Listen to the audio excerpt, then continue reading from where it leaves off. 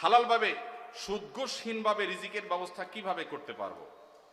হালাল ভাবে সুদঘোষহীন ভাবে একেবারে কোনো জায়জামেলা ছাড়া আপনার মাসে মাসে অ্যাকাউন্টে টাকা চলে আসবে, এইরকম অটোমেটিক ইনকাম করার কোনো দোয়া, কোনো আমল আমার জানা নাই।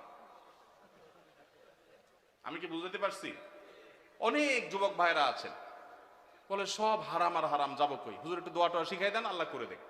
অনেকে আছেন ঋণগ্রস্ত, দোয়া চান, চিরকুট লিখে দেন, হুজুর ঋণ মুক্তির আমল শিখাই দেন। পার্সোনালি যদি জিজ্ঞেস করা যায় জমি জমা আছে কিনা, বলে হ্যাঁ আছে আলহামদুলিল্লাহ। তো সেটা বিক্রি করে ঋণ দেন না কেন? বলে জমি বেশি কেউ ঋণ দেয়? মানে আপনি দোয়া শিখাই দেন, আমার জমি আমার থাকুক, ব্যাংকের টাকা থাকুক, আল্লাহ উপর থেকে একটা বস্তা পাঠায় দেয়। এটা কোনো দোয়ার পদ্ধতি হতে?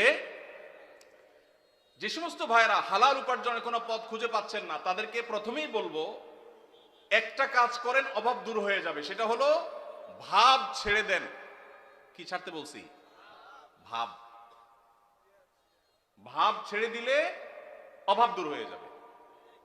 ভাব ছেড়ে দিলে অভাব দূর হয়ে যাবে। বুঝেন নাই কথাটা? আপনার সাথে যায় না এই কাজ, এটার নাম ভাব। এটার নাম কি? এটা আমার সাথে যায় না, আমি কিভাবে একটা শিক্ষিত ছেলে এই কাজ করি, এটার নাম ভাব। এটার নাম কি? এই ভাবের অভাবই বেশি। ভাবের অভাবই বহু লোক আছে, হাইরে কান্নাকাটি, ওরা টাকা নাই, পয়সা নাই, অভাব অভাব। বাচ্চা কাচ্চা নিয়ে চাইনিজে খাইতে গেছে, মন খারাপ। কারণ নিয়ত করছিল এবার ব্যবসার লাভের টাকা দিয়া পোলাপান নিয়ে একটু থাইল্যান্ড যাবে, হইল না, কক্সবাজার আসছে, মন খারাপ।